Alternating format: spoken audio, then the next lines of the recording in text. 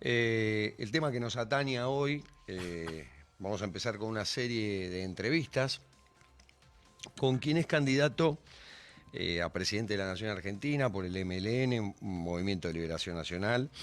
Yo la verdad que me encontré con un personaje muy particular y con una personalidad muy particular, que es el señor Martín Ayerbe. Hace un tiempo atrás me dieron la posibilidad de contactarme con él, alguien, un mutuo amigo, nos puso, valga la redundancia, en contacto, porque bueno, hay ideas hoy en día que tal vez no son tan difundidas, pero están pegando muy fuerte en toda la nación argentina. De hecho, ahora les va a contar Martín Ayerbe toda su recorrida por nuestra nación. Se está pateando, como lo decimos en el lunfardo, se está pateando la calle, se está pateando toda la Argentina el hombre, para dar a conocer su plataforma gubernamental. Plataforma muy interesante. Y en estos días en los que lo vamos a estar entrevistando, va a dar a conocer parte de su plataforma. Primero hoy, yo quiero que conozcan quién es Martín Ayerbe. Quiero que sepan de voz propia de él quién es Martín Ayerbe. En estos días vamos a llevar adelante una serie de entrevistas con él para que difunda y dé a conocer su plataforma de gobierno para toda la Argentina y obviamente para quienes nos sintonizan desde diversas partes del mundo, que son argentinos viviendo en otros países. Así que bueno, sin más prolegómeno, no quiero ser más prolegómeno, no quiero ser muy extenso en esta apertura que estamos haciendo. Les quiero agradecer muchísimo a quienes nos escribieron en la mañana, en el día de ayer, cuando se enteraban de esta entrevista, a quienes nos escribieron brindándonos su apoyo y dándonos a conocer que le van a prestar atención a esta serie de entrevistas que vamos a llevar adelante, que arrancan en este momento. Martín Ayerbe, ¿cómo te va? Muy buen día. ¿Cómo estás, mi viejo? ¿Hola? ¿Hola? Chequeame el libro, espera. Martín, ¿cómo te va? Muy buen día.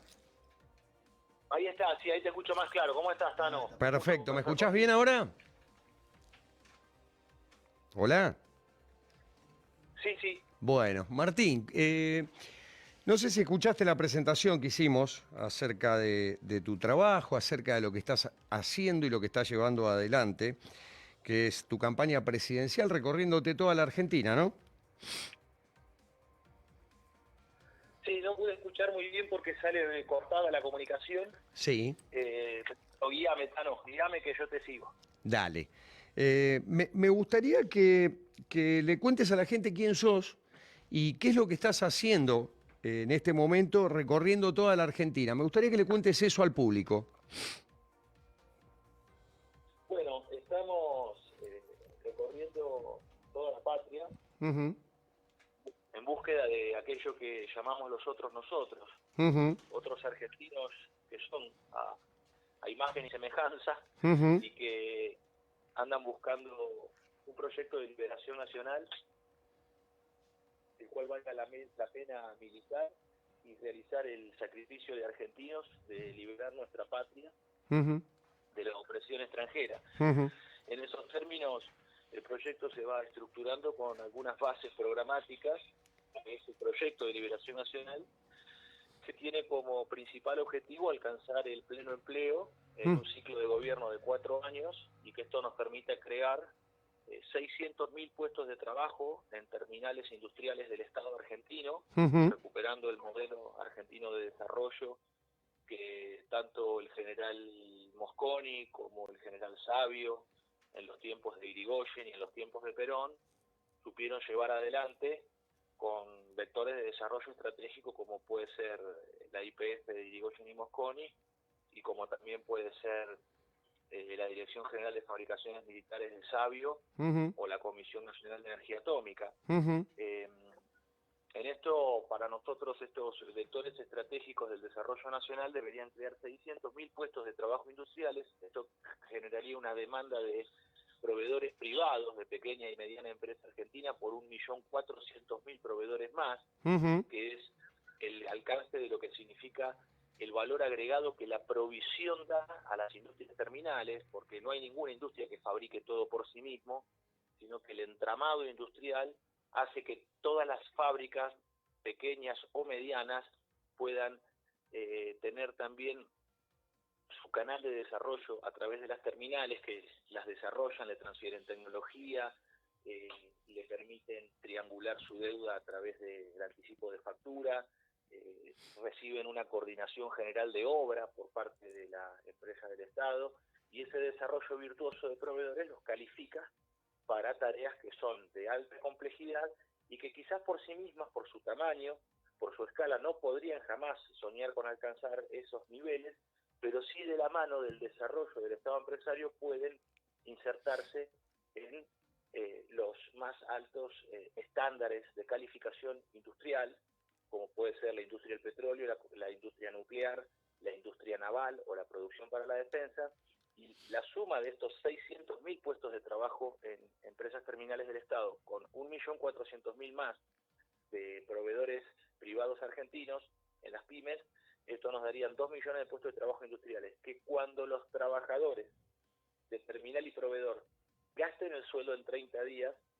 esto provoca un reflejo por consumo de 3 millones de puestos de trabajo más, porque a cada trabajo industrial le corresponde un trabajo y medio más no industrial, pero que lo abastece de bienes y de servicios hasta agotar el ciclo económico. Esto nos Correcto. daría cerca de 5 millones de puestos de trabajo totales, y con esto pulverizaríamos la desocupación en el país, declararíamos a la Argentina libre de desocupados, y a partir de ese momento es donde nosotros entendemos que las relaciones humanas, los vínculos entre argentinos, marcharían hacia la buscada justicia social, que no es ni más ni menos que el respeto a la justa remuneración de aquel que trabaja, pero también el buen trato entre argentinos, bajo el respeto, ya no bajo la condición económica de la remuneración, sino el respeto de que aquel que trabaja y se gana el pan con el sudor de la frente merece el respeto de sus semejantes. Correcto. Martín, fuiste directamente al hueso, eso me gustó, porque tiraste, creo que la premisa más importante de lo que es tu campaña hacia la presidencia de este año 2023. Me gustaría que le cuentes a la gente quién sos vos, Martín. Yo he dialogado con personas de la zona, tu apellido es conocido en la zona, y me gustaría que vos le cuentes a la gente por qué es conocido tu apellido en la zona. Lo que hablábamos sobre tu abuelo hace días atrás en comunicación telefónica privada. Contale un poquito de eso a la gente. Bueno, el abuelo Lázaro Balbino Ayerbe, junto con la Peti Malnero, su señora, Ujú. tuvieron a 4 de sus 5 hijos Sí, en Lincoln. correcto. Acá nomás, acá cerquita, 90 kilómetros. 4 de los 5 en Lincoln, porque el abuelo es correntino, Ujú. eh, por eso decimos que en nuestras venas corre sangre de Corrientes. Sí, Y el abuelo, de pasar de Corrientes a Entre Ríos y de Entre Ríos a la provincia de Buenos Aires, se afincó en Lincoln, y como buenos vascos que eran, montaron su pequeña usina láctea correcto. para producir sus quesos, Ujú, con su tambo y con su pequeña fábrica de queso. ujú. Bueno, el abuelo tenía amistad con la familia Ibarguren, de los Toldos, De los toldos, sí, sí, sí. la familia Ibarguren de los Toldos, no con los Duarte, sino con los Ibarguren. Ujú. Y era muy querido por la familia Ibarguren porque el abuelo en todo aquello que él podía ayudaba. Y bueno, para los tiempos del 45, el abuelo ya se la juega por ese coronel que viene en ascenso dentro del GO, del Grupo Oficiales Unidos o Grupo Obra de Unificación, Sí, y ese coronel al cual todos los trabajadores acudían, se iba ganando el prestigio y el respeto y el cariño de todos los argentinos, y es por eso que el abuelo funda el Partido Laborista en Lincoln, va como candidato a diputado nacional por la provincia de Buenos Aires, y en las elecciones del 24 de febrero de 1946 resulta electo diputado de la Nación Argentina. Perfecto. Cuando vos hablás de coronel, estás haciendo mención a Juan Domingo Perón. Sí, que en ese momento era el coronel. Era el coronel Perón, sí, sí, sí, sí. Era uno más de todo ese grupo de oficiales del ejército que el 4 de junio de 1943 hacen la revolución y terminan con la década infame. Correcto.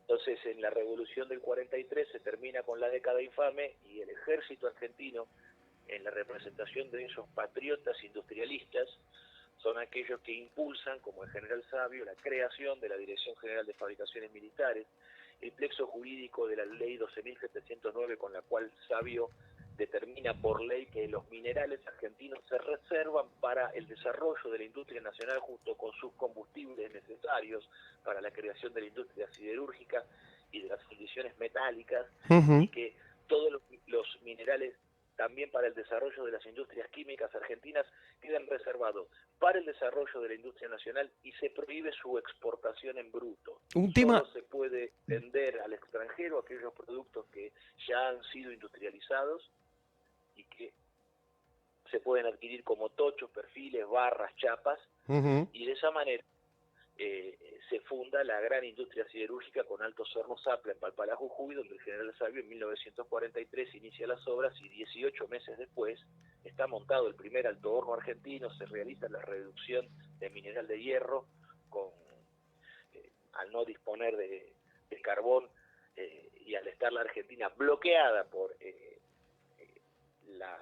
los ganadores de Yalta. Sí. Los ganadores de Yalta. En ese momento el general Sabio planta 16.000 hectáreas de eucalipto y se hace la primera colada de acero con leña. Es una cosa extraordinaria, donde todos daban los pronósticos de derrota y fracaso, y el general Sabio, con una fe inquebrantable, logró sobreponerse a las dificultades, hacer un alto horno de hormigón, encontrar la bromita con los propios collas argentinos de la Puna, un pueblo de pastores de cabras que logró crear la industria siderúrgica sin experiencia previa. Es una verdadera obra del milagro argentino, y es la base del desarrollo industrial que luego el general Perón lleva a su máximo esplendor con la creación de el astillero Río Santiago, para crear los buques para la Marina Mercante Argentina, la creación de industrias aeronáuticas mecánicas del Estado en el área material Córdoba para fabricar el tractor Pampa, la moto Puma, los autos justiciaristas Institec, y a su vez los aviones que no solamente se armaban en Córdoba, sino que se nacionalizó mediante la transferencia tecnológica de Derwent y de Rolls-Royce de Inglaterra, la fabricación de impulsores a reacción, Derwent 5 y Rolls-Royce Nene, junto con los motores a pistón de la época, de fabricación y diseño nacional, como lo fueron el Indio y el Gaucho. Exacto. Toda esa desarrollo industrial junto con la Comisión Nacional de Energía Atómica, con las cerca de 30 fábricas militares que supimos tener, con 30.000 hombres en la producción para la defensa. Bueno, eso se pudo realizar gracias a estos patriotas, allí por la década del 40, se decidieron a dar un paso al frente y contra todas las trampas de la partidocracia demoliberal y su sistema de partidos políticos y su mercado de candidaturas, saltaron por encima esa cerca que tenía emboscados a los argentinos y realizaron la obra que había que realizar. Qué importante Entonces, qué importante lo que estás... Con esta formalidad democrática, Sí. para pasar a un verdadero orden de democracia del pueblo, que es orgánica, donde el pueblo participa y toma decisiones a través incluso de los cabildos que Perón convocaba, y es constituyente, porque el pueblo va constituyendo con su avance y su decisión, va constituyendo la ley argentina, que luego en el 49, después del Congreso de Filosofía de Mendoza, se constituye en la ley suprema en la Constitución Nacional Argentina. Qué importante lo que estás haciendo mención sobre la ley de minería, porque generada por General Sabio, porque casualmente hoy en día estamos con el tema del litio. Entonces es importantísimo a lo cual estás haciendo mención, Martín. Es un tema muy actual, dicho sea de paso. Eh, y qué importante la mención histórica que estás haciendo sobre ese momento de la nación argentina y cómo desde ese momento hasta determinado tiempo a la parte fue una nación pujante, generadora de laburo y generadora de producción nacional al mundo. La verdad que importantísimo la mención que estás haciendo al respecto de esto y lo que contás, la historia que contás de tu abuelo, quien afincado en Lincoln crea el partido político o asienta el partido político y termina siendo diputado. Importantísimo realmente. Y también me gustaría que le cuentes a la gente una historia que yo tengo presente respecto de tu familia también. ¿Quién fue de tu familia secretaria de Isabel Perón?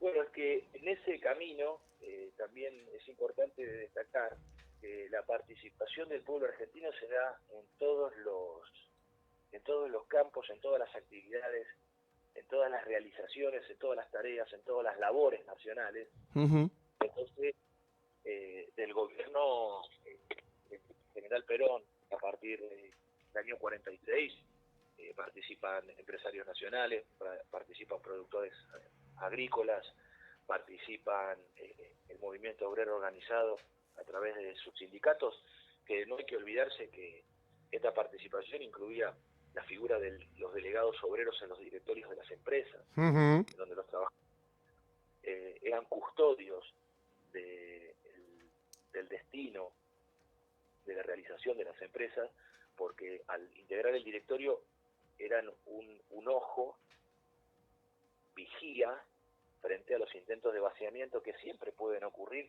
a partir de que las embajadas extranjeras corrompen a algunos funcionarios a través de tentaciones para intentar destruir las actividades. Entonces, esto era una figura muy importante porque era una figura de contralor, era una figura además orgánica y constitutiva porque generaba además también planes directores y propuestas para las propias empresas y cuidaba de que no se vaciara a través de fraguar los balances, tomar excesivos créditos, endeudar las empresas para intentar su quebranto y su cierre. Entonces, esto también es importante de señalar porque en ese mismo sentido, Perón crea un órgano del cual el abuelo fue parte porque luego de su trabajo como diputado, que tuvo mandato corto, porque en esa época había mandato largo, mandato corto, y por sorteo eso se determinaba, una vez que termina su mandato corto, lo mandan a trabajar al IAPI, al Instituto Argentino Promoción del Intercambio, que es el instrumento estratégico de nacionalización del comercio exterior que permitía defender el precio de la cosecha de los argentinos en el mundo. Hay un ejemplo muy claro que en actualización doctrinaria para la toma del poder todos los argentinos podemos aprender, que es que los ingleses nos pagaban a nosotros la carne $250 la tonelada, y a través del IAPI Perón determina que a partir de ese momento los argentinos vamos a pasar de $250 la tonelada a $600 la tonelada. Entonces los ingleses se quejan y dicen, bueno, pero eso es el doble de lo que vale. Cual Perón responde, no, mire, es menos de lo que va en el mundo y ustedes pagan menos de la mitad, porque en el mercado de Chicago esa tonelada de carne cotizaba $750. Correcto. Entonces, en ese momento se acerca, se duplica, digamos, el precio para la producción nacional de aquello que se pagaba, y esto gracias a un instrumento de defensa de la producción nacional y la actividad comercial, que es el Instituto Argentino de Promoción del Intercambio. Sí. Esto permitió varias cosas. Primero, que el productor recibiera más por lo que vendía. A su vez, por la diferencia en la renta comercial en el mundo, permitió la capitalización de los pequeños y medianos productores, de todos los chacareros, que quizás tenían pequeñas extensiones de 5, 10, 50, 100 hectáreas, no más de eso, y permitió comprar tierra, porque esta diferencia en la renta comercial permitió la capitalización de los productores nacionales y adquirir mediante el Instituto de Colonización más de 1,5 millones de hectáreas repartidas entre los productores. Por otra parte, esto permitió que la capitalización nacional mediante el trabajo y la defensa en el comercio también capitalizara la industria, porque la industria vio beneficiada a partir de un régimen de importación que estaba orientado en el sentido de hacerse de los bienes de capital, esto es de las maquinarias y aquellas cosas necesarias, aquellos instrumentos necesarios que permitieran la producción en el país, no la importación de bienes terminados, sino la importación de bienes de capital por sobre los bienes terminados para poder realizar la sustitución de importaciones y reemplazarlo con producción y mano de obra nacional. Esto es algo que la oligarquía nunca le perdonó al general Perón, porque por eso en el 55, en el golpe de la fusiladora de Rojas y Aramburu, sacan 2 decretos para derogar el IAPI, 2 decretos para rematar el IAPI, y por eso además yo siempre le pregunto, en cada recorrida a lo largo y ancho de la patria, pregunto si alguien conoce ex IAPI, porque todo el mundo tiene algún familiar que trabajó en la Marina Mercante, o que trabajó en ferrocarriles, o que trabajó en alguna empresa emblemática, ¿no?, de la Argentina. Sin embargo, el IAPI, que era un organismo nacional, que tenía presencia en todos los puertos argentinos, que tenía sus silos de acopio en las juntas nacionales de grano, de carne y en el Instituto de Pesca, que tenía galpones y tenía una flota de camiones para la desconsolidación y tenía presencia en todas las estaciones ferroviarias. ¿Cómo puede ser que uno no encuentre trabajadores que hayan sido del IAPI, los ex IAPI? Bueno, yo te cuento, yo te abro un paréntesis y te cuento algo. Mi abuelo Emilio Rossi, trabajaba en Ferrocarriles Argentinos y su hermano trabajaba en el IAPI. Acá encontraste un nieto de un trabajador de esos. Bueno, ahí va. Para ponerte en autos, más o menos. Martín, contame quién de tu familia, al margen de esta historia tan rica que nos estás contando sobre lo que es históricamente y económicamente nuestro ISPA, contame quién de tu familia estuvo a la par de Isabel Perón siendo secretaria privada. Bueno, eso viene porque parte de los 5 hermanos, Ayerbe, los hijos de Lázaro, que son, el menor de todos ellos es mi padre, Francisco Ayerbe,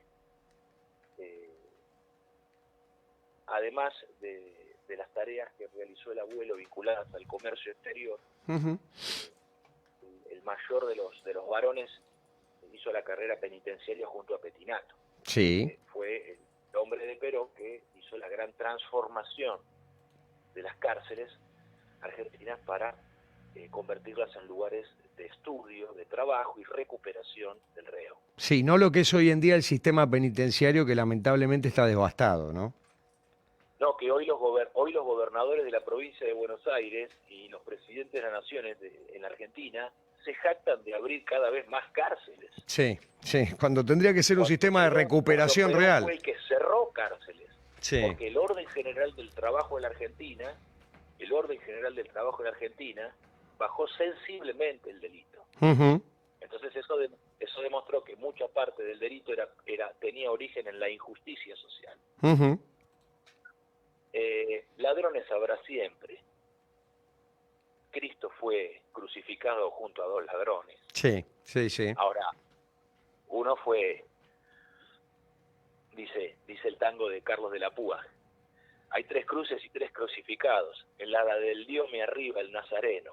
En la del Win lloraba el chorro bueno, el lánguido perdón de los pecados. Escracho torvo, dientes apretados. Mascaba el otro lunfa, el duro freno del odio. Y destilaba su veneno con el rechifle de los rejugados. No sos hijo de Dios, dale salvate, sos el rey de los moijes, arranchate. ¿Por qué no te salvás, dale cheguizo? Jesús ni se mosqueó, minga de bola. Le dijo al buen chorro, estate piola, y hoy marcharás conmigo al paraíso. Qué bueno. Muy bueno, Martín. Ya cuando esté este sábado en Ameguino vamos a conseguir algunas guitarras y vamos a cantar estas cosas. Pero bueno, volviendo a la obra de Pettinato, de Perón y de los Ayerbe en el caso del Servicio Penitenciario Federal, en un determinado momento en el 70 mi padre subleva a un conjunto de suboficiales y toman la dirección general a punta de pistola. Porque la dictadura, esos 18 años de dictadura, intentaba romper la carrera penitenciaria y poner a dedo y arbitrariamente a oficiales del ejército que nada tenían que hacer allí. Entonces, bueno, mal no le va, logra su cometido. Entonces escribe una carta con un informe y viaja Dolores Ayerbe, la mayor de los hermanos, la única mujer, viaja a Puerta de Hierro y el general Perón la recibe. Y el general, que esto lo hacía con todos, porque no es algo especial, quiero decir. Hay que ser justo con la historia y no pretender privilegios indebidos. Tal cual. Que hay que contar la verdad, porque sobre la verdad se edifica la justicia. Y si es con verdad y con justicia es de Dios. Por eso Perón recibía a todos, desde el más encumbrado dirigente, político, gremial o empresario, hasta el más humilde trabajador. A todos Perón los recibía y les convidaba con un café con leche. Entonces es en este tiempo en donde Dolores Ayerbe se presenta, le entrega la carta y el general Perón inmediatamente responde, porque en esos tiempos era muy difícil viajar. Tal cual, sí, sí. No era como ahora viajar en avión, era verdaderamente caro y difícil de acceder. Entonces en ese tiempo Perón les respondía rápido porque sabía que la gente venía con lo justo, que no tenía dinero para alojarse en un hotel y se viajaba con lo justo porque todo el mundo estaba en misión. Entonces rápidamente le contesta de manera manuscrita la carta y le dice, bueno, Dolores, la familia Ayerbe siempre ha sido leal al movimiento y jamás ha pedido nada. Así que si usted lo tiene bien a pensar, nosotros vamos a necesitar ayuda y yo quisiera que si le pudiera acompañar a mi señora en lo que se viene.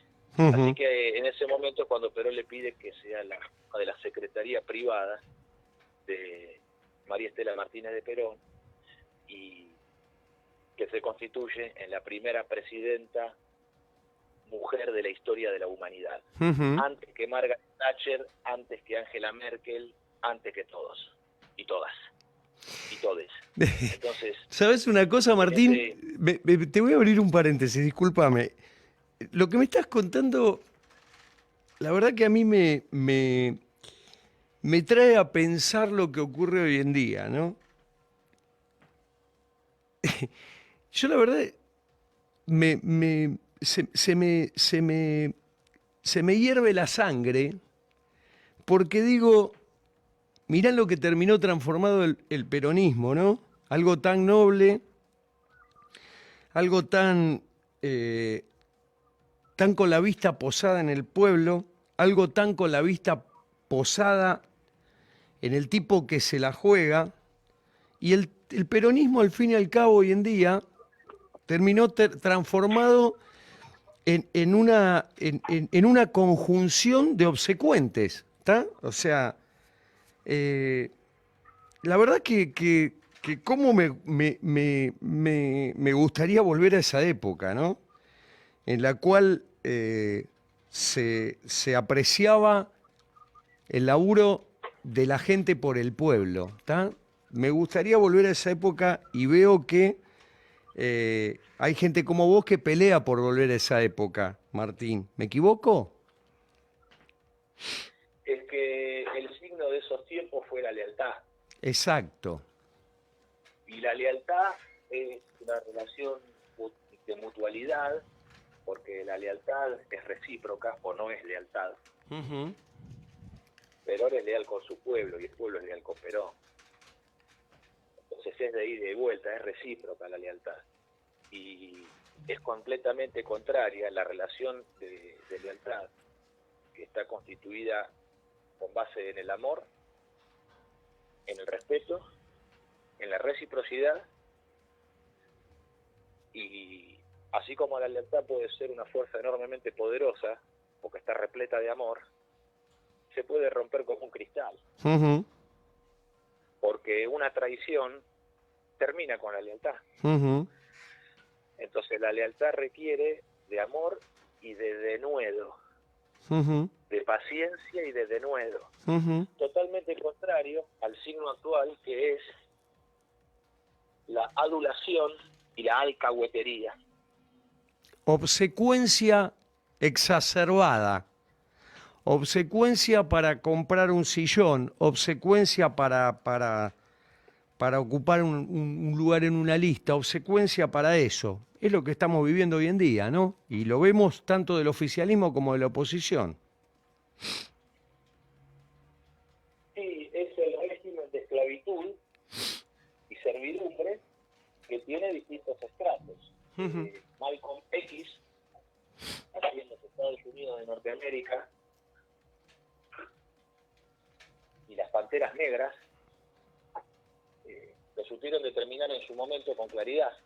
Hacían una clara diferencia entre el negro de la plantación de algodón, al que consideraban un hermano, y al negro doméstico, que era el mayordomo del blanco, Ujú. el cual, por vivir en la casa del blanco, comer la comida del blanco, no lo transformaba en un hermano, sino en parte del problema. Entonces, este régimen de usura en el cual está inserta la Argentina desde la última dictadura militar de Martínez de Hoz, con la ley de entidades financieras y la destrucción del aparato industrial, tal cual María Estela Martínez de Perón, como presidenta de la Nación, ante los embates por izquierda y por derecha de fuerzas disgregantes de la unidad nacional, porque el golpe fue por izquierda y por derecha, De ambos lados, tal cual.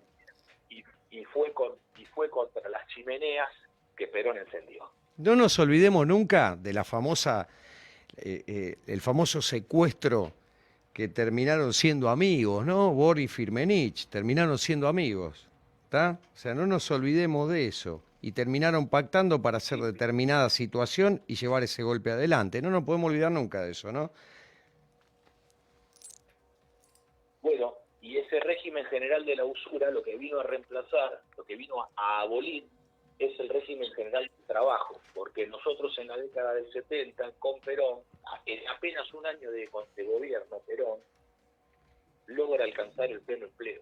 Tal cual. Entre mediados del 73 y mediados del 74, antes de que Dios se lo lleve, Perón alcanza el pleno empleo, 100% de la masa obrera con trabajo real. No la truchada esta de los keynesianos, que Ujú. vienen gobernando hace 16 años la Argentina, y junto con Alfonsín son otros 20, 20 y pico más, y con la Alianza, sino que en esto, estos hablan de pleno empleo porque dicen que, bueno, que menos de un 10% de desocupación es la gente que está mudando de trabajo. La gente no está mudando de trabajo, la gente no consigue laburo, son Ujú. desocupados.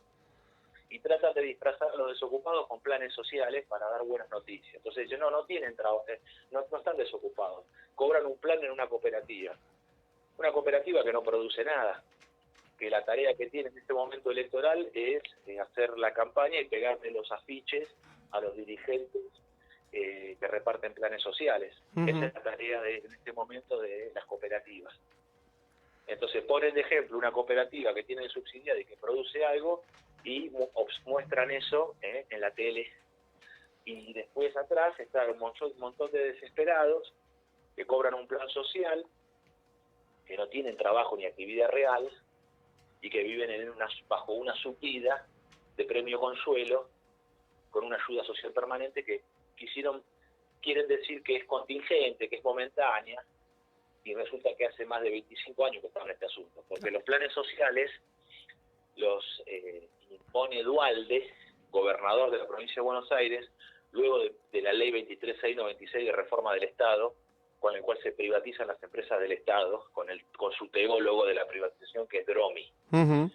Y como sabía el Banco Mundial, como el Banco Mundial preveía que iba a haber un estallido social producto de que con la caída de las empresas del Estado, no solamente quedaban sin trabajo los trabajadores de Ferrocarriles Argentinos, los trabajadores de los astilleros, los trabajadores de YPF, sino que iban a caer los trabajadores de las pymes proveedoras, porque la pequeña y mediana empresa que le proveía YPF de válvulas petroleras, la pyme que le proveía materiales a la Comisión de Energía Atómica, la pyme que le proveía a la industria naval, la pyme que le proveía a ferrocarriles, material ferroviario, porque esto hay que recordar que la Argentina en su momento logró nacionalizar el 100% de material ferroviario. Sí. Nosotros fabricábamos locomotoras con motores fabricados en la Argentina, fabricábamos vagones, fabricábamos rieles, todo el material de vía y obra, la señalización, todo el ferrocarril nosotros alcanzamos a nacionalizarlo, toda la producción, y eso era trabajo argentino, de excelente calidad que incluso la Argentina exportaba. Exportaba, No te lo estaba por de las decir. empresas del Estado, donde nosotros hemos fabricado material ferroviario, por ejemplo, en Córdoba, en Río Tercero, en la fábrica militar de Río Tercero, como hemos fabricado en Forja Argentina, también en el ámbito privado, porque Fiat Matterfer era de origen italiano, la Fiat, sí, pero que fabricaba locomotoras que además se exportaban al mundo. Se fabricaban en Argentina bajo licencia de Fiat, pero se exportaban al mundo. Lo mismo las General Motors GT22, fabricadas en astilleros Astarza, también privado, nacional privado, y la GT22 de General Motors, los propios norteamericanos reconocieron que el modelo argentino era superior al de origen. Podemos arribar... Los argentinos hicieron una serie de modificaciones sobre el diseño original que mejoraron la locomotora, y los norteamericanos tomaron la mejor argentina como propia y a partir de ahí modificaron la especificación técnica de su locomotora. Eso es la calidad de la mano de obra argentina, que logra incluso mejorar aquello que el argentino recién está conociendo y se lo pone a fabricar, y resulta que termina mejorando el diseño que otros pensaron en otras latitudes. Por ello, este régimen general de trabajo al cual me refiero, de producción nacional, es el que fue reemplazado por el régimen general de la usura. Voy a poner un ejemplo claro al respecto. Acá no es solamente la ley de entidades financieras de Martínez de Oz, porque todos los progres se rasgan las vestiduras, como fariseos que son, con la ley de entidades financieras de Martínez de Oz, señalándola, bajo su doctrina de derechos humanos, que nunca termina de derogar un carajo, porque la ley de entidades financieras nadie se atrevió a derogarla. Los únicos que la vamos a derogar somos nosotros, los del Movimiento de Liberación Nacional, que tenemos los ovarios y las bolas bien puestas para hacerlo en la Argentina. Porque ese régimen general de usura de los cuales señalan y se rasgan las vestiduras no lo tocan, es más, lo alientan. Porque desde el año 2013, y antes también, están emitiendo dinero con respaldo en deuda. Sí, no con respaldo en reservas. No con respaldo en arcas, con tal cual. Metálico. Están emitiendo dinero con respaldo en deuda. Esto significa que han creado una bola de usura, han creado una bomba de usura, donde 17.8 billones, esto significa 17,8 y 12 ceros atrás, millones de millones, es la masa monetaria del país. pero solo el 30% es la plata de los argentinos, porque el 70% de esos son LELIQ, LEVAC y pases interbancarios. El 70% es usura donde la banca extranjera le vende dinero a la Argentina. Y esto está sostenido por todos los gobiernos desde el 2013 en adelante. Y hoy aceleraron el proceso y siguen emitiendo con respaldo en deuda. Por eso, ese 30% que es la plata de los argentinos, allí está la plata de los que trabajan en el campo, la plata de los que trabajan en la fábrica, la plata de los que realizan el comercio, la plata de los que realizan el transporte, la producción agrícola, la producción fabril, la prestación del servicio en comercio y la prestación del servicio logístico, es solamente el 30% de la emisión total.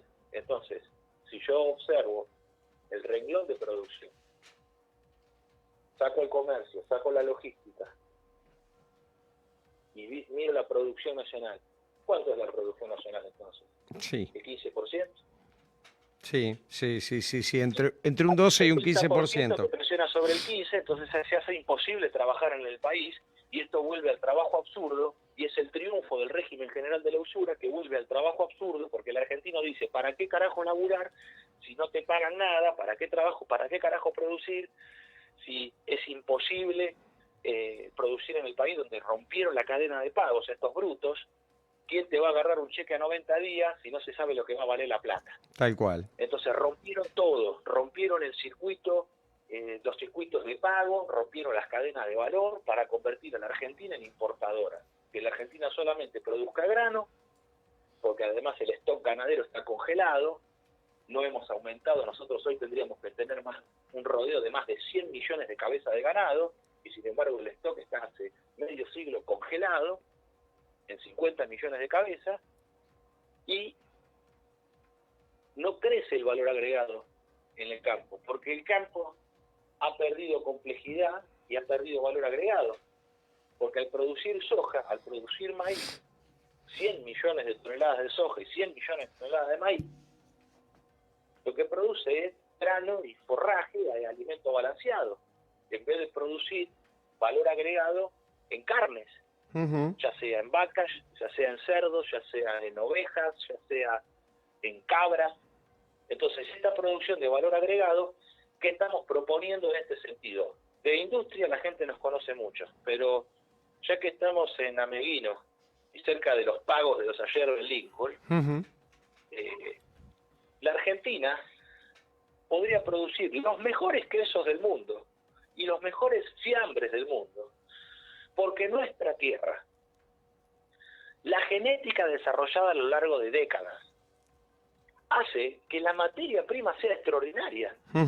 Pero los franceses se llevan la leche argentina, deshidratándola, haciendo leche en polvo, y producen sus especialidades en Francia y después las exportan a todo el mundo.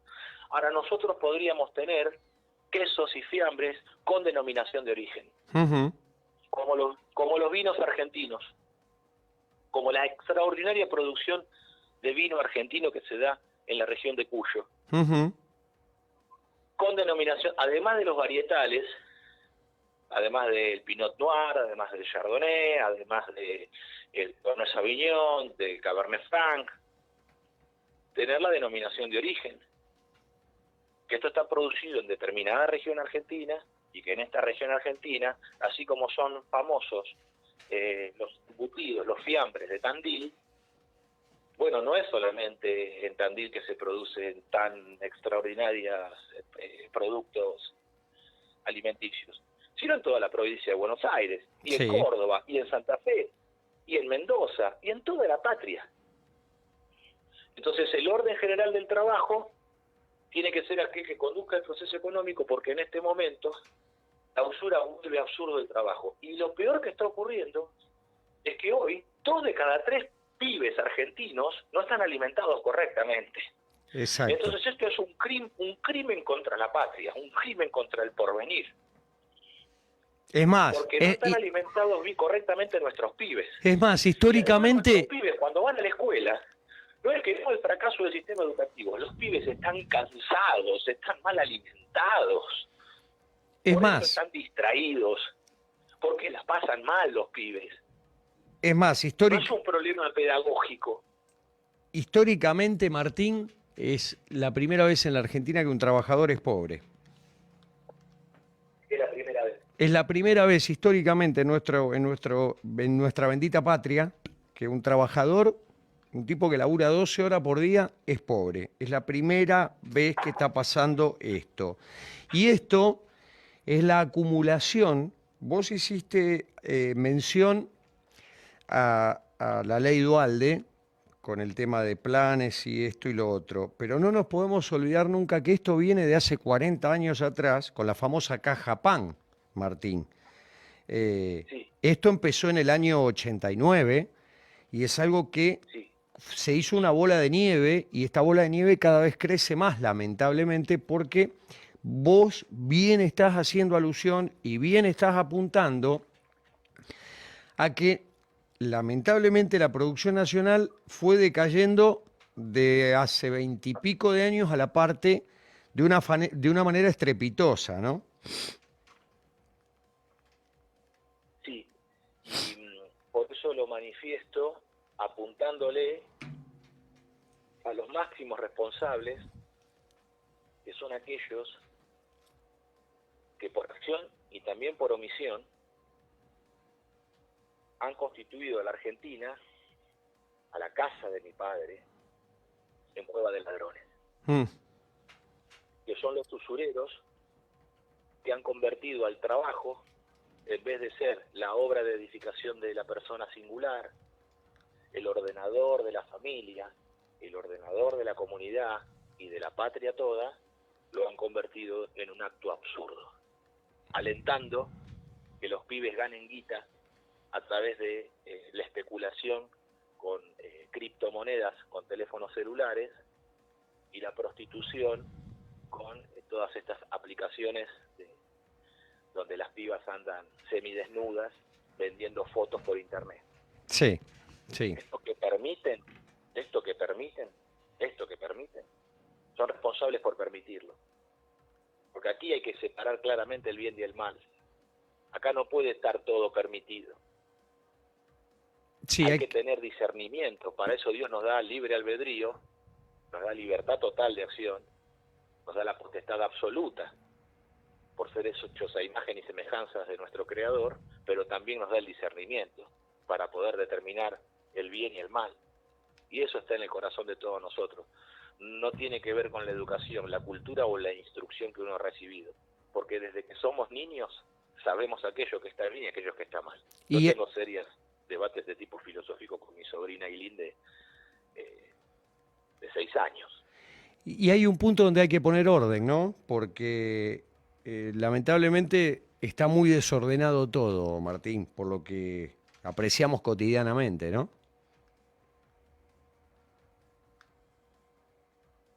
¿Hola? Sí, Sí. hay un desorden grande y así como el régimen de usura vuelve absurdo el trabajo, vuelve absurdo también la educación, porque los pibes no son tontos.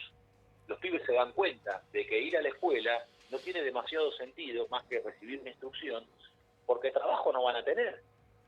¿Van a estudiar tantos años para qué? ¿Para después estar arriba de una bicicleta llevando una pizza, una hamburguesa? ¿Para trabajar en qué tareas? ¿De vendedores en la calle? ¿A la intemperie? Ese es el futuro para nuestros jóvenes.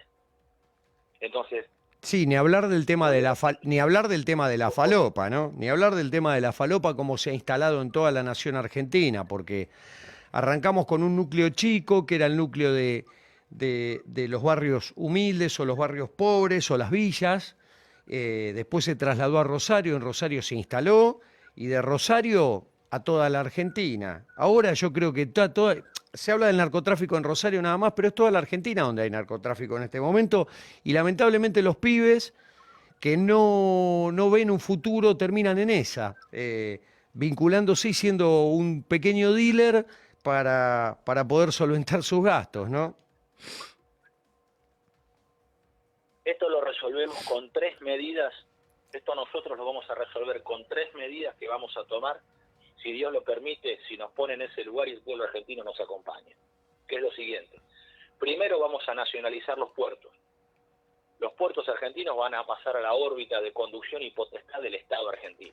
Se acaba la joda de las privatizaciones porque vamos a derogar la ley 23.696 de reforma del Estado, la ley 24.284 de protección de inversiones inglesas y los acuerdos de Madrid que mantienen a la Argentina atada al contractualismo inglés y bajo el Atlántico Sur, la actividad portuaria, la navegación del mar y de los ríos interiores y el comercio exterior en manos de los ingleses. Ujú. Entonces, lo primero que hacemos, el primer acto de gobierno es derogar el plexo jurídico de sometimiento argentino y a partir de ahí vamos hacia la recuperación de la conducción estratégica de todo lo que atañe al Estado argentino, que son los sectores estratégicos de la economía. Todo lo que es mediano y pequeño tiene que ser privado y tiene que ser impulsado por el empresariado nacional, junto con los trabajadores argentinos.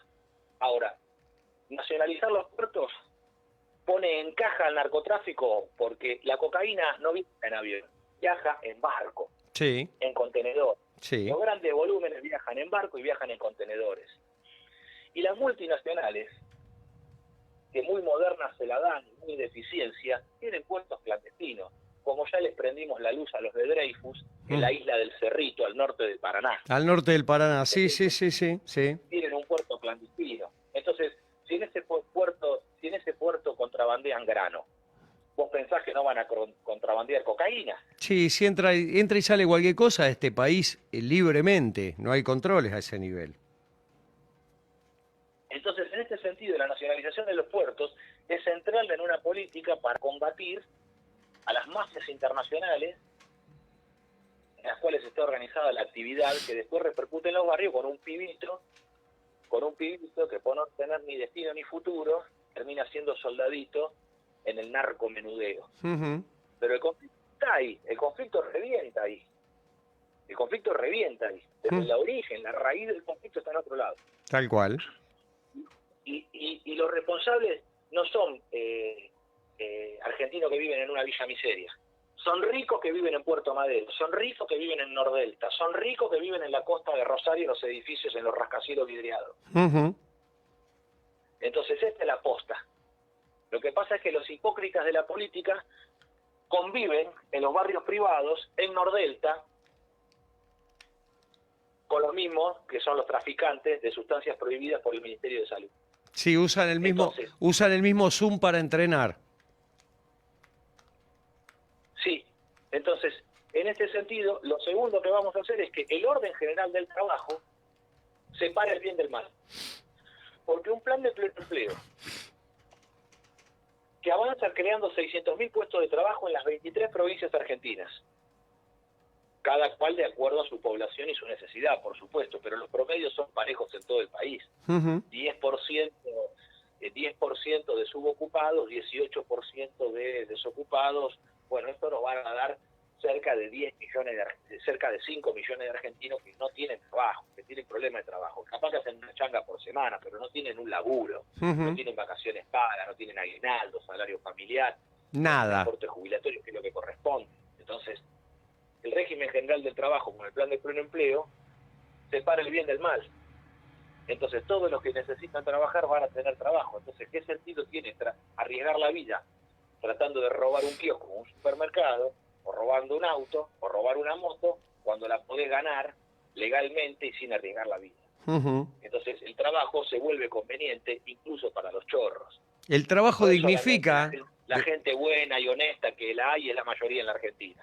Incluso se vuelve conveniente para el que no es bueno y tampoco es honesto. Ujú. Y sobre todo se vuelve conveniente no para el que es deshonesto y tiene maldad, sino para el que, teniendo buenos sentimientos, que está desesperado. Sí. Porque acá no solamente tenemos un crimen organizado en estas estructuras, acá en la Argentina está en su peor momento porque lo que se genera en la desesperanza y en la desesperación es el estado de temor y temblor que genera el estado de desesperación del alma de las personas, en la cual la persona anda rejugada. El rejugado, el desesperado, es capaz de hacer cualquier cosa. Ujú. Es una bomba de tiempo, revienta en cualquier lado y hace cualquier desastre. Entonces, esto se ordena principalmente con dos órdenes. Un orden de control a través de la estatización de los puertos, Nosotros somos los únicos que lo estamos impulsando. No hay ninguna fuerza política ni ningún candidato en la Argentina que esté planteando esto, porque ninguno tiene coraje para hacerlo. Son todos interiores al sistema demoliberal keynesiano y todos responden a los intereses de Estados Unidos y de Inglaterra, y no se quieren enemistar con sus mandantes, que son los norteamericanos y los ingleses. Entonces, por eso nosotros, que somos argentinos libres, de tercera posición, justicialistas, pero que también reconocemos que en la doctrina nacional de San Martín, de Rosa, de Irigoyen y de Perón está la verdadera doctrina argentina, está la forma de concebir y defender la patria. En esto nosotros planteamos una tercera medida que significa volver a ordenar las fuerzas federales bajo el mando centralizado de la Presidencia de la Nación, en donde tanto la Policía Federal como Gendarmería y como Prefectura en las líneas de frontera tienen que ser aquellas fuerzas que estén lo justamente calificadas y que el orden escalafonario termine con la injusticia que existe hoy, donde la división entre oficiales y suboficiales genera una casta superior de oligarcas y una base de argentinos que se los trata como si fueran de segunda. Entonces esto no corresponde, porque el carácter de la división escalafonaria de las fuerzas atenta contra el pobre argentino, atenta contra el buen policía, atenta contra el buen prefecto, atenta contra el buen gendarme, que los hay y son la mayoría. Que son pobres de la patria, que son los humildes de la patria, que si no han elegido un oficio o no han podido estudiar un oficio o una carrera por su condición de vida, por la pobreza en la cual están sumergidos, encuentran una posibilidad en las Fuerzas Armadas, encuentran una posibilidad en la Prefectura, en la Gendarmería, que se ha convertido en el refugio de los pobres argentinos para tener un trabajo en blanco. Ahora, ¿eso qué hace? Genera, como todos conocemos, porque todos tenemos un familiar que es policía, todos tenemos algún familiar que es gendarme o prefecto, alguien en las Fuerzas Armadas, que ya sea un familiar o sea un vecino del barrio, es parte del pueblo argentino. Esta separación estúpida que han hecho los progresistas, cumpliendo las órdenes de Inglaterra de destruir las Fuerzas Armadas y de denigrar las Fuerzas de Seguridad Interior, nos ha llevado a esta situación de desastre. Sí, yo te juro que Fíjate cómo se ha perdido el principio de autoridad, Tano. Te juro. ¿Por qué los policías caminan de a 3 en la calle? ¿Por qué la policía anda de a 3 efectivos en la calle? Sí, no, pero vos sabés que... Porque tienen miedo. Vos sabés que me llamó poderosamente la atención. Yo estoy siguiendo muy de cerca el tema Rosario. Estamos muy cerquita acá en Ameguino de Rosario. Yo hace años que vengo hablando de una famosa ruta de la droga, que es Rufino, Blaquier, Ameguino, Ruta 188, Junín, y nadie me escucha prácticamente. Yo soy el loco, pero el loco va demostrando determinadas cosas. Y me llamó poderosamente la atención para lo que se está usando la Gendarmería en Rosario. La Gendarmería en Rosario la están utilizando para chequear la BTV. Así como te lo cuento, Martín, se fijan que tengas pegadito el cartelito de BTV en el vidrio y no están en la importante, que es el tema del narcotráfico en Rosario, que está causando estragos. Chiquito de 3, 4 años muerto, mujeres baleadas con sus hijos, pagando el pueblo la jodita de todos estos tipos, ¿está? Nosotros lo sabemos a través del testimonio de los propios prefectos, de los propios gendarmes y de los propios policías, que acuden a nosotros, las fuerzas de seguridad y las fuerzas armadas argentinas, sobre todo en la condición de los suboficiales que se acercan al Movimiento de Liberación Nacional, que en los barrios donde nosotros realizamos las asambleas, donde realizamos los encuentros, las charlas de divulgación del proyecto, las reuniones para armar listas, como está ocurriendo en toda la provincia de Buenos Aires, en Santa Fe, en Córdoba, en Mendoza, en Río Negro, en Jujuy, en Salta, en Corrientes, en el Chaco, donde nos congregamos argentinos de distintos oficios y de distintas labores, se acercan a nosotros a decirnos que la política le ordena a sus jefes que miren para otro lado. Y esto ocurre en el puerto, donde la suboficialidad de la prefectura, ordenada por la oficialidad, que es ordenada por la política, por los funcionarios de la política, que son los que dan las órdenes, porque todas las fuerzas de seguridad interior y las fuerzas armadas tienen una conducción civil en la Argentina. Tal cual, sí, sí. Y de esto es responsable desde el presidente de la Nación hacia abajo sus ministros y sus secretarios de gobierno, que le terminan ordenando al suboficial de prefectura o al suboficial de gendarmería o al suboficial de la policía que miren para otro lado. Y son la mayoría, ¿eh? Sí, sí, sí. Sí. Entonces el problema es una pequeña casta, una pequeña oligarquía, una oligarquía que ha encontrado que es mejor negocio que tener tierra, hacerse del Estado. Sí. Y viven en una alternancia que pactan con la oposición. Martín, Oficialismo y oposición alternan en la conducción de la colonia, haciéndose del Estado en un tipo de renta diferencial potencial, no de la tierra, sino de renta potencial diferencial del Estado. Martín, estoy acompañado de Alejandro Bordón, compañero de piso en este momento, quien está produciendo esta nota. Quiere efectuarte una pregunta. Dale. Bueno, Martín, ¿cómo está? Mucho gusto, Alejandro. Hace un rato Alejandro. hablábamos se hablaba de educación. Yo tengo dos consultas para hacerle.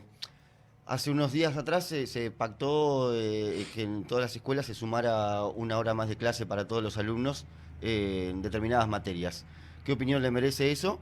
Y si usted ve que la Argentina puede llegar a tener el efecto 2001 a cómo vamos caminando las últimas horas que se han vivido en nuestro país. si la Argentina puede volver a repetir una instancia como el 2001. Ujú. Sí, la diferencia con el 2001 es que hay la creación de un dique de contención social, que son los planes sociales y los bolsones de comida, han constituido esa ayuda social permanente en un dique de contención social. Ahí está la gente atada y amarrada en el territorio por el sistema de punteros políticos que reparten ayuda social. Por eso no se prende fuego todo, porque por situaciones no tan graves como la situación actual, la Argentina voló por los aires. Uh-huh. Nosotros tenemos en este momento la mínima histórica de trabajo en blanco, así como yo manifiesto de que en el año 74 con Perón alcanzamos el pleno empleo, también hay que señalar que el 85% de los trabajadores estaban en blanco, con vacaciones pagas, aguinaldo, salario familiar y jubilación.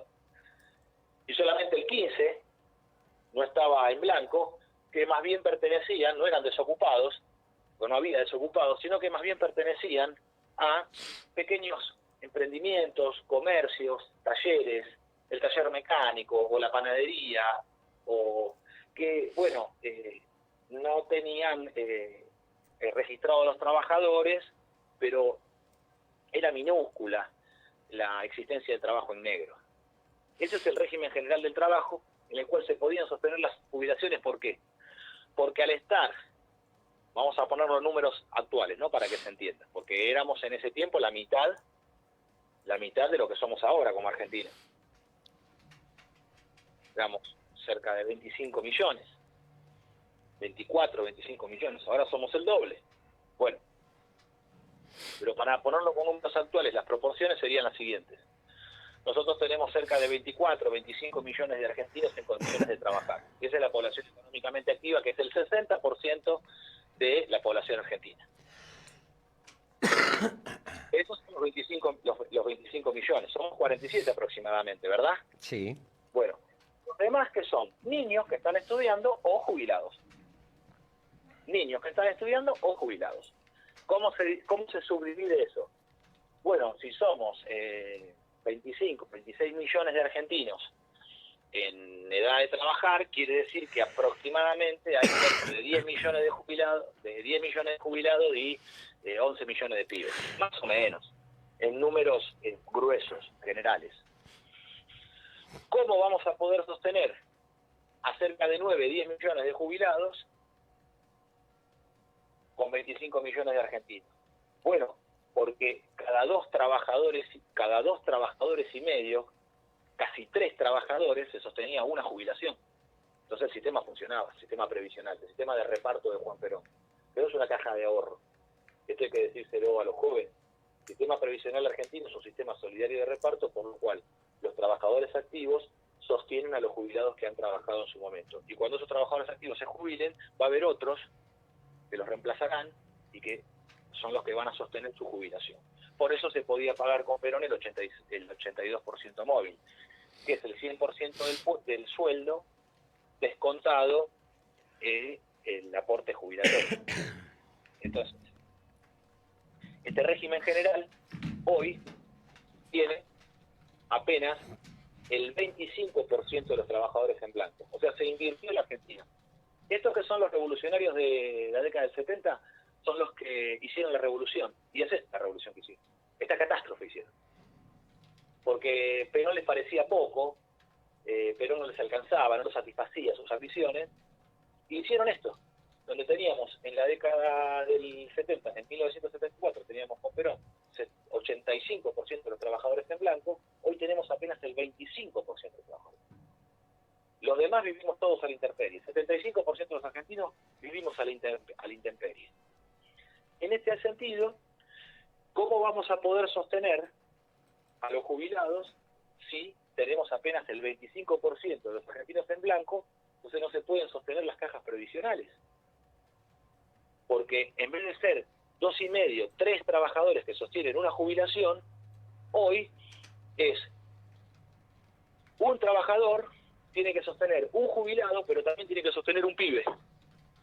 Porque al romper el orden general del trabajo, donde a los pibes lo sostenía la propia familia y a los pibes lo sostenían los que estaban en edad de trabajar y también los jubilados, todos íbamos a comer a la casa de los abuelos, todos recibíamos regalos de los abuelos nos vestían, nos daban de comer. Hoy ¿cómo es la situación?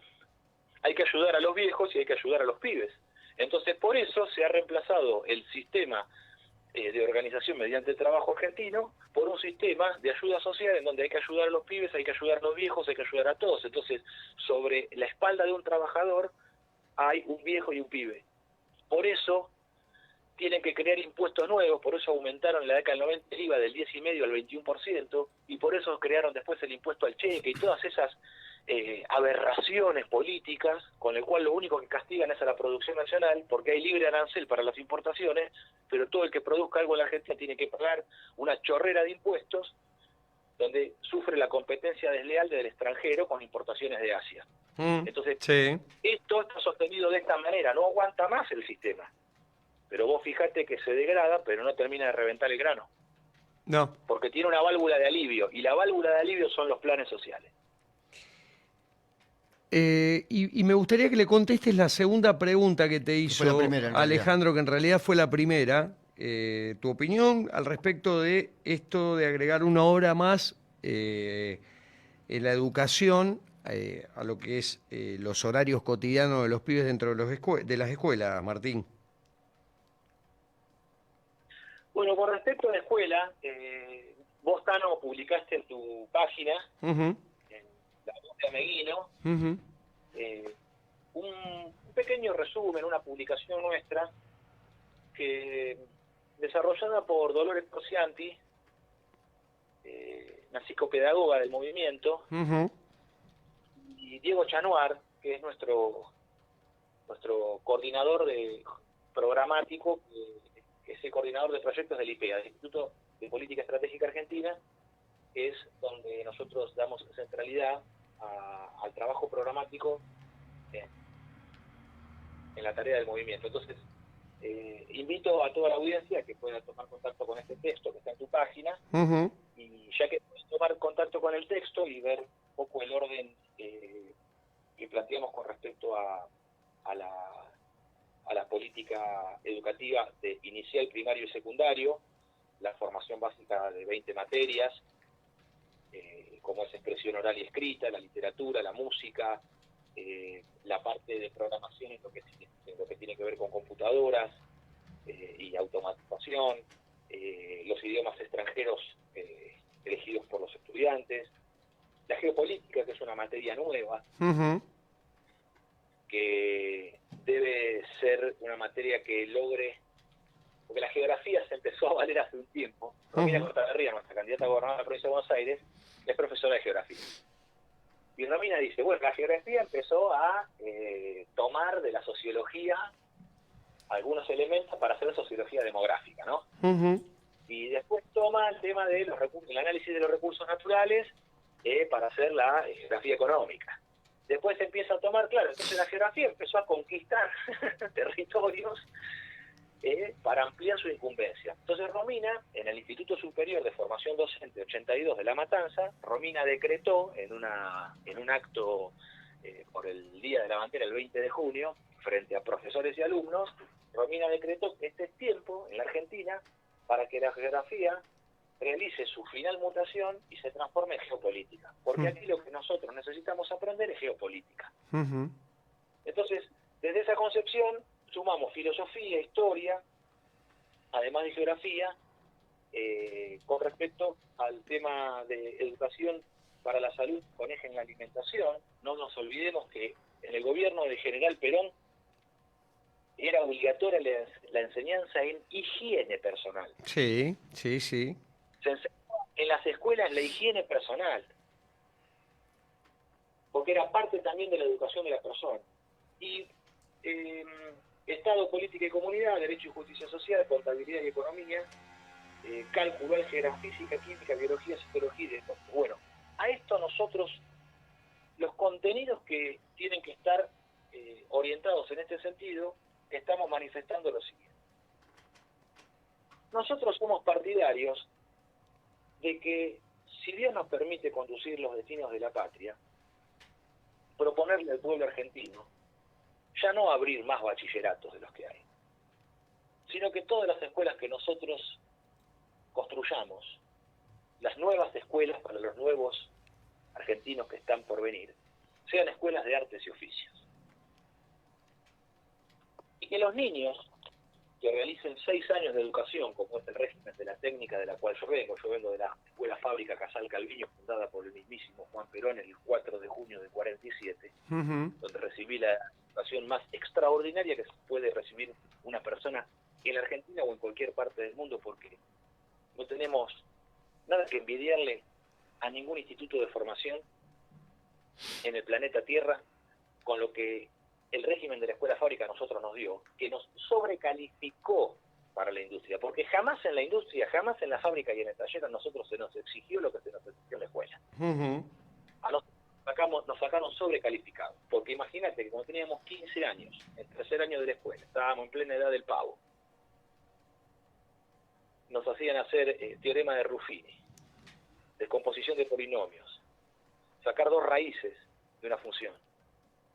Y teníamos 15 años. Sí, sí, sí. Vos pensás que Piaget, que es, digamos, el pedagogo que se ha vuelto, digamos, dominante en la educación occidental, incluso oriental también, plantea que recién a los 12 años, la madurez en el desarrollo psíquico de las funciones psíquicas, recién a los 12 años permite el fenómeno de reversibilidad, por el cual es posible comprender la matemática. Porque obviamente las tablas las aprendemos de memoria, que es aprender una especie de alfabeto de números, que después, aprendiéndolo de memoria, aprendemos los signos y eso después nos permite comprender la matemática. Tal cual. Pero recién a los 12 años se adquiere el proceso de reversibilidad, por el cual recién ahí los niños son capaces de comprender el cálculo, de comprender aritmética, de comprender geometría. Y nosotros a los 15 años ya estábamos haciendo cálculo diferencial. Entonces, ¿qué proponemos en este caso? Que al ser escuelas de artes y oficios, la formación del primero, segundo y tercer año sea en arte y sea en oficio. De esa manera los niños, además de tener una currícula de materias obligatorias referida a las materias generales, matemática, física, química, geografía, tengan la posibilidad de conocer el mundo de las artes y el mundo de los oficios. Porque no existe artista sin oficio. Y en el oficio, en el tiempo también se va desarrollando un arte. Entonces, recibir en la temprana edad, en los primeros años de la escuela secundaria, artes y oficios, va a permitir que para el 4.º año los niños puedan decidir, junto con el equipo pedagógico de la escuela, el cuerpo docente, la familia, decidir, porque cuando uno es tan joven es difícil tomar decisiones, uno no sabe muy bien qué quiere hacer. Algunos chicos sí tienen una determinación con algo que les gusta mucho, pero muchas veces nos pasa de que no sabemos muy bien qué es aquello que queremos en esa edad. Entonces, con apoyo del cuerpo docente, del equipo pedagógico y de la familia, que el niño pueda elegir una especialidad, en un arte o en un oficio. Porque hay quien puede decir, a mí me gusta la matemática, pero aplicada a la música. Ujú. A mí me gusta la matemática, pero aplicada a la física. Ujú. Hay quien le interesa poder manejar bien las herramientas para convertirse en escultor. Pero hay quien dice, a mí me gustan los fierros y me gusta la mecánica automotriz. Me gusta la grasa, la nafta. Me gusta el olor a nafta por la mañana. Hay muchísimos argentinos que somos así. Sí, sí, sí, sí, sí. Entonces, todo eso hace lo que es la Argentina. Porque justamente aquello que el peronismo logró alcanzar es no homogeneizar a nuestro pueblo. Por eso somos un movimiento y no somos una orga ni un partido. Somos un movimiento. Porque no somos homogéneos. Cada uno de nosotros es único e irrepetible. Entonces nuestra concepción espiritual que determina que tenemos un alma que es dada por Dios y que esa alma es única e irrepetible, que tiene una personalidad, lo que alentamos nosotros como movimiento es el desarrollo de la personalidad en la Argentina, el desarrollo individual de su personalidad, en un movimiento que es la forma de hacer el esfuerzo colectivo, no porque el movimiento pretende decirle cómo debe vivir, mucho menos el Estado, sino que es la persona singular la que mejora la comunidad a través de su propia prédica y a través de sus propias acciones morales. Entonces, en esto nosotros, en las escuelas de arte y oficio, lo que pretendemos reunir es aquello que nos constituye claramente como personalidad nacional que somos los argentinos frente al mundo, en el desarrollo de las artes y los oficios, y esto tiene además un sustrato que me gustaría que cuando estemos en Ameguino, en las reuniones que podamos hacer, podamos conversar sobre estos temas con todos los que tengan el interés de conocer y de debatir estas cuestiones, que para nosotros es importante determinar que hay escuelas materialistas de la pedagogía que en la filosofía tienen como base Immanuel Kant, que manifiesta que en realidad el conocimiento se construye y que depende, en el caso de Vygotsky, que es materialista marxista de izquierda, en la Unión Soviética, dice que depende de la historia y la cultura. Y en el caso del materialismo liberal, lo plantea Piaget con respecto a que la educación es determinante en el conocimiento. Bueno, nosotros somos más de la idea de Platón, de Sócrates, de Aristóteles, de Santo Tomás de Aquino, de Carl Gustav Jung y del general Perón, que son innatistas, que entendemos de que el conocimiento es innato en el ser humano, de que las capacidades de aprender y conocer son innatas en el ser humano, y que el conocimiento es una búsqueda, al cual se alcanza la verdad. La verdad no es una construcción social, la verdad existe, permanece inmutable junto a Dios, esperando que la humanidad vaya en su búsqueda. Sí. Pero no es una construcción la verdad, porque la verdad no es relativa, como la izquierda quiso imponer en el país. Porque si todo está permitido, si todo es verdad, nada lo es. Entonces, la concepción innata del conocimiento es aquella que además está fundamentada en algo que todos los argentinos acuerdan, desde Charly García hasta el general Perón, que existe un inconsciente en el individuo, pero que a su vez existe un inconsciente colectivo. El famoso inconsciente colectivo, sí. Es una forma de ser donde se proyectan imágenes arquetípicas, figuras, en las cuales todos los argentinos nos reconocen. El santo de la espada es el general San Martín. Pero si nosotros tenemos que pensar en el sacrificio del héroe, la figura del sargento Cabral es inclusive superior. Es inclusive superior, tal cual, Martín, tal cual. Y eso es común a todos. De hecho, pasa algo extrañísimo en nuestra patria, que aunque muy pocos argentinos leen el Martín Fierro, todos lo recitan. Sí, sí, sí, sí, sí. Entonces, ¿de dónde viene? ¿De la educación? No, viene del inconsciente. ¿O hay algo, Sí. algo que pareciera ser uno de los misterios de Dios que nos constituye? Entonces, en esa idea de argentinos hay una unidad superior como argentinos en nuestra identidad, en nuestro inconsciente colectivo, en nuestro innatismo como raza que somos los argentinos, que es superior a los sistemas educativos, que tiene que estar en función de la libertad del hombre, y no de imponerle un código ético, sino de tratar de buscar en su corazón aquella verdad de la cual el hombre es portador porque está hecho a imagen y semejanza de su creador. Bueno, Martín, creo que fue muy jugoso lo de hoy. Mañana lo vamos a repetir. ¿Tenés ganas que lo repitamos mañana?